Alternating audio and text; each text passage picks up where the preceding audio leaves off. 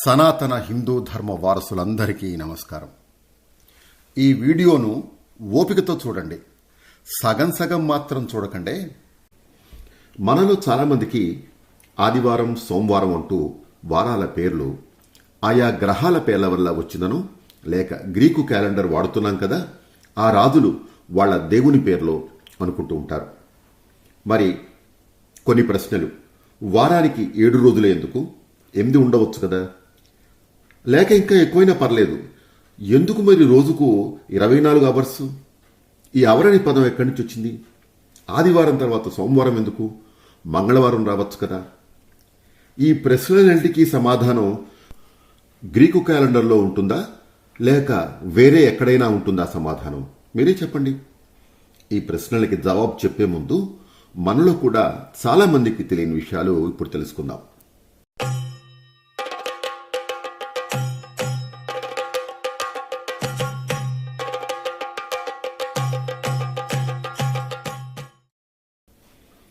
ప్రపంచంలో ఏ దేశానికి లేని జ్ఞాన సంపద మన భారతదేశ సొత్తు. ఎన్ని వేల లక్షల సంవత్సరాల నుండి మిగతా దేశాల వారు గ్రహాలంటే ఏమిటో తెలియకముందే నవగ్రహాలను గుర్తించిన ఘనత మనదే. ఏ రోజు ఎప్పుడు సూర్యోదయం అవుతుంది, ఎప్పుడు సూర్యాస్తమయం అవుతుంది, ఎప్పుడు చంద్రగ్రహణం, ఎప్పుడు సూర్యగ్రహణం, ఏ కార్తెలో ఏ పంట పండించాలి, ఇవన్నీ కూడా మన భారతీయులు చేతి వేళ్లతో లెక్కలు వేసి చెప్పినవే. అలా పంచాంగాల్లో ముందే క్యాలిక్యులేషన్స్ చేసి పెట్టారు. ఇవన్నీ ఎటువంటి పరికరాలు, టెలిస్కోపులు లేకుండా సాధించినవే. మరి అవన్నీ నిజం కాదా? కల్పనలేనా లేక ఊహలా? సరే, ఈ ప్రశ్నకి జవాబు, మనం వాడుకలో ప్రతి రోజుకి ఓ పేరుంది.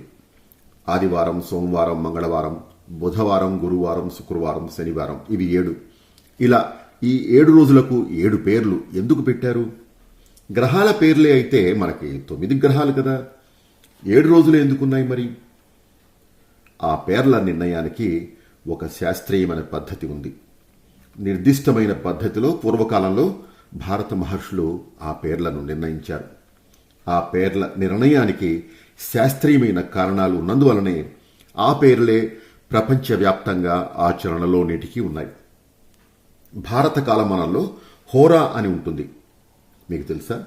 హోరా అంటే ఒక గంట అని అర్థం. దీని నుండి పుట్టిందే ఇంగ్లీష్ అవర్ అనే పదం, హెచ్ సైలెంట్ ఇంగ్లీష్లో. ఒక రోజుకు 24 గంటలు కదా, అంటే 24 హోరాలన్నమాట. ఒక రోజులో ఉన్న 24 గంటలు, 24 హోరాలు కూడా 7 హోరాల చక్రంలో తిరుగుతాయి. ఆ 7 హోరాలకి 7 పేర్లున్నాయి. అవి వరుస క్రమంలో శని, గురుడు, కుజుడు, రవి, శుక్ర, బుధ, చంద్రహోరాలు ప్రతిరోజు ఉంటాయి. ఈ 7 హోరాలే ప్రతిరోజు 24 గంటల్లో ఉంటాయి. 7 గంటలకు ఒకసారి ఈ 7 హోరాలు పూర్తయ్యాక మళ్లీ మొదటి హోరాకు వస్తుంది. అంటే శని హోరా నుండి చంద్రహోరాకి, మళ్లీ శని హోరాకి. ఈ శని హోరా నుండి చంద్రహోరా ఇలా వరుసగా ఉండడానికి కారణం, మన వాళ్ళు వాటి వేగాన్ని పరిగణనలోకి తీసుకుని ఆర్డర్లో పెట్టారు. శని మందగమనుడు, నెమ్మదిగా ప్రయాణిస్తాడు కదా. ఆయన తర్వాత గురుడు, కుజుడు, రవి, శుక్ర, బుధ, చంద్రుల్ని తక్కువ వేగం నుండి ఎక్కువ వేగం వైపు వరుసలో ఉంచి లెక్క కట్టారు. చూసారా ఎంత శాస్త్రీయంగా ఉందో? అదన్నమాట సంగతి. ఇంకా మన కాలమానంలో ఒక రోజును సూర్యోదయం నుండి సూర్యోదయం వరకు మాత్రమే లెక్క కడతారు. అంతేకాని అర్ధరాత్రి నుండి డేటు మారుతుంది, కానీ తిథి రోజు మారదు. అదంతా మన సంస్కృతి కానే కాదు. ఇప్పటికైనా అర్ధరాత్రి బర్త్డే విషెస్ చెప్పడం మానేయండి. రోడ్ల మీద కేక్ కటింగ్లు, కొవ్వొత్తులు ఆర్పడాలు ఆపండి. సరే, అవన్నీ మీ ఇష్టానికి వదిలేద్దాంలేండి. మాకు ఆ మాత్రం స్వేచ్ఛ లేదా? బొమ్మరళ్ళు ఫాదర్లాగా చేస్తున్నారు అంటారు కాబోలు. మన కాలమానంలో అందుకోసమే సంకల్పంలో కూడా సూర్యోదయానికి ఉన్న తిథిని మాత్రమే చెప్పుకుంటాం. ఒకసారి ఇది గమనించండి. ఉదాహరణకి ఆదివారం రవిహోరాతో ప్రారంభమై 3 సార్లు పూర్తిగా 3 సార్లు 7 హోరాలు, 3 ఇంటూ 7 21 హోరాలు. 22వ హోరా పేరు మళ్లీ రవిహోరా వస్తుంది. 23వ హోరా పేరు ఆ వరుసలో శుక్రహోరా అవుతుంది. 24వ హోరా బుధహోరా అవుతుంది. దాంతో ఒక రోజు పూర్తవుతుంది. ఆ తర్వాత హోరా 25వ హోరా, అనగా తరువాతి రోజు మొదటి హోరా, దాని పేరు చంద్రహోరా, అంటే సోమవారం. అంటే చంద్రహోరాతో సోమవారం ప్రారంభం అవుతుంది. ఏ రోజు ఏ హోరాతో ప్రారంభం అవుతుందో ఆ రోజుకు ఆ హోరా పేరున దానికి ఆ పేరు ఉంటుంది. చంద్రహోరాతో ప్రారంభమైంది కాబట్టి అది సోమవారం, ఇందువారం, చంద్రవారం. ఇంగ్లీష్లో అయితే మూన్ డే కాబట్టి మండే. ఈ విధంగానే మిగిలిన దినాలు కూడా ఆయా హోరాల పేర్లన ఏర్పడ్డాయి. రవి సూర్యుడు హోరాతో ప్రారంభం. రవివారం, ఆదిత్య, భాను, రవి అన్నా కూడా సూర్యుడి పేరే.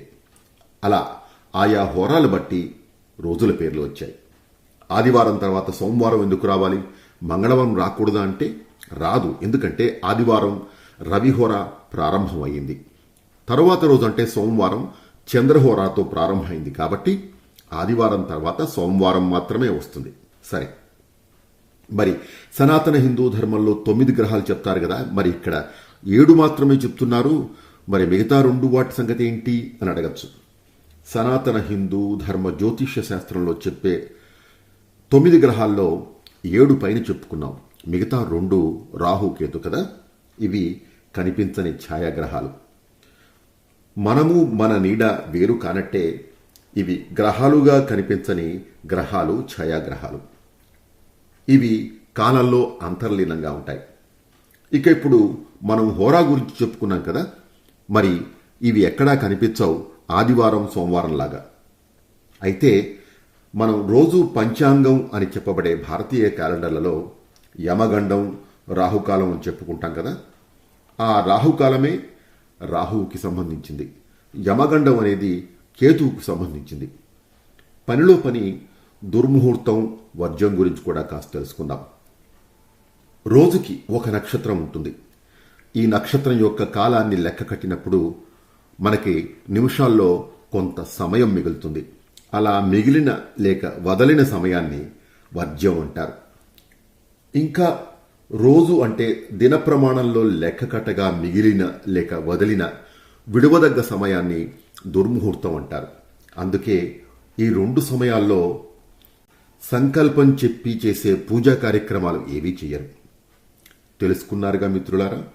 అందుకే మనం డేట్ బట్టి కాలం లెక్క కట్టం. తిథి, వార, నక్షత్రం, యోగం, కరణం అనే పంచాంగాలను ఆధారంగా చేసుకుని పంచాంగం అని భారతీయ ఋషులు కాలాన్ని లెక్క కట్టారు. దీన్ని బట్టి ఎప్పటి నుండి వస్తుంది ఈ సాంప్రదాయం అని ఎవరైనా చెప్పగలరా?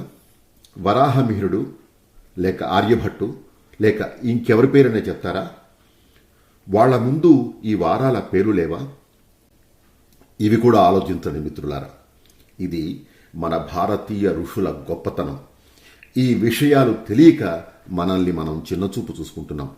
ప్రపంచంలో ఏ దేశమైనా మన పద్ధతి ఫాలో అవ్వాల్సిందే.